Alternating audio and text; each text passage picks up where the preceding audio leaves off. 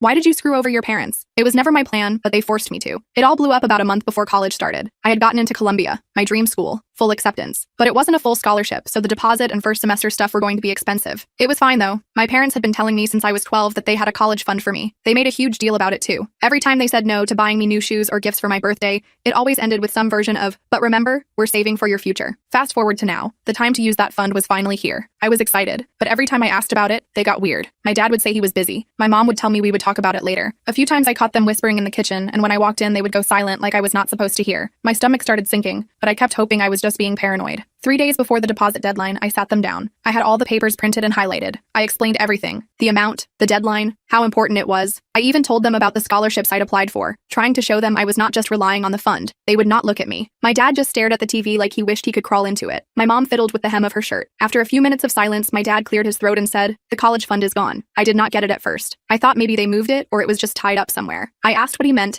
and that was when my mom started crying and rambling about Sophia. She was my perfect can do no wrong. According to them, she deserved a perfect start to her marriage, that her honeymoon was once in a lifetime. Luxury hotels, guided tours. Apparently she needed to go on it, but she and her husband could not afford it on their own. So my parents gave her my college fund so she could. My dad tried to soften it by saying I was smart and resourceful, that I could start at community college and transfer later. My mom said maybe I could stay home and help with bills for a while and they would figure something out eventually. They kept using words like family first and making sacrifices. Right then, Sophia waltzed into the room flipping through a wedding magazine. She saw the tension and asked what was happening. My mom told her and she just laughed and said, "You'll thank us when it is your turn to get married." She did not even blink, did not even pretend to feel bad. That was the exact second something inside me shut off. I realized I was never the daughter they were investing in. I was the daughter they were using. That night, I made a list of everything I handled for them: bills, insurance, mortgage stuff, doctor's appointments. I realized they were completely screwed without me, and I decided I was done. I called my uncle and asked if I could stay with him. He said yes without a second thought. While my family was out celebrating Sophia's bridal shower that weekend, I packed my bags. I left my house key on the kitchen counter with a short note that just said, "Thanks for everything. I'm moving out." Before I left, I went through all the accounts. I removed my email and phone number from everything. I canceled automatic payments linked to my bank account. I changed every password they had ever made me set up. I logged them out of every system they did not even know how to access without me. I got on a bus to my uncle's place with 2 suitcases and my backpack. The fallout came fast. First, my parents lost internet because they did not realize the bill was due. Then the lights got cut because they never figured out how to reset the autopay. Then Sophia crashed the car and found out the insurance had lapsed. Medical bills started piling up because no one was around to translate for the doctors or file claims. They didn't even know how to pay rent without me. They were getting evicted. Oh yeah, I never mentioned,